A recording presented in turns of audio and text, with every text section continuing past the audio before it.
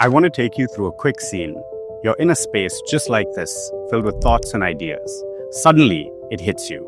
You're sitting on the next big thing. I've been exactly where you are. When I started my own company, I remember thinking about everything from what my product should look like, to who I would need to hire, to how I should pitch my idea to different investors, to where the next round of capital was going to come from. I'm sure you've got a lot of these questions as well. Hi, I'm Arvind Radhakrishnan, and I'm here to answer it all for you in this video. Ready?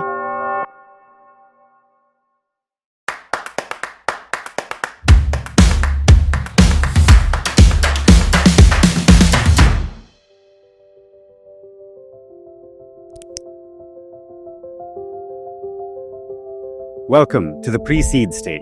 This is your first real investment round. At this stage, investors are betting on you, not necessarily the business. Think of it as your startup's baby teeth, small but essential to the bigger picture. In the pre-seed playbook we wrote with Eximius Ventures, we found that in 2024 alone, pre-seed investors have collectively funneled over $300 million into emerging companies across various sectors, such as consumer, healthcare, fintech, and several others. Typically, startups raise between $50,000 and $500,000 at this stage. That's about 40 lakhs to 4 crore. But this can be a tricky round to raise, especially if you've never done it before. So let's dive into what investors are actually looking for here. While you're sold on your idea, investors need a little bit more. They back ideas with merit. At this stage, it's all about the team and its potential. Raising funds for your startup is like a job search. It's all about showing your unique value and potential. At the pre-seed stage, VCs focus on your team's expertise, the strength of your idea, its market potential, and sometimes your traction so far. But here's the key. Investors are always balancing risk and reward. To communicate your value effectively, lean on valuation methods like the Burkiss method, which evaluates aspects like your idea, team, and progress. Or the risk factor summation method, which adjusts your valuation based on risks. These methods will give you an idea of what your valuation could be, but the ultimate valuation is often a matter of negotiation. Here's a quick checklist you can use to get a VC's attention. Define your problem statement correctly. Understand the unique insight you have that leads to your company's USP and moat. Validate your market and idea. Build a dream team.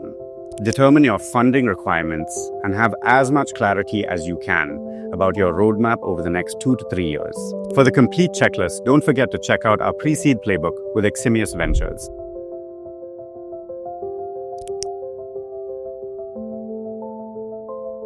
The pre-seed stage is getting more competitive.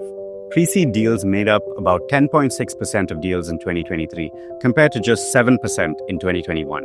And India's tech talent is not cheap anymore. Base salaries have skyrocketed by 60% in just 3 years, making your resources even more precious.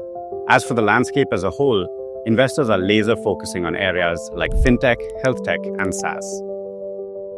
But some like Fireside Ventures, for example, are expanding into broader B2C markets. There's also greater interest from global investors like FJ Labs and General Catalyst, who are bringing in larger checks and more diversity. Focused funds are also evolving, with investors now balancing specialization with broader themes to adapt to market shifts. But let's talk about the flip side. Pre-seed funding can be a double-edged sword. Sure, you can move faster, but the pressure to scale quickly can lead to missteps, or worse, to the dreaded valley of death.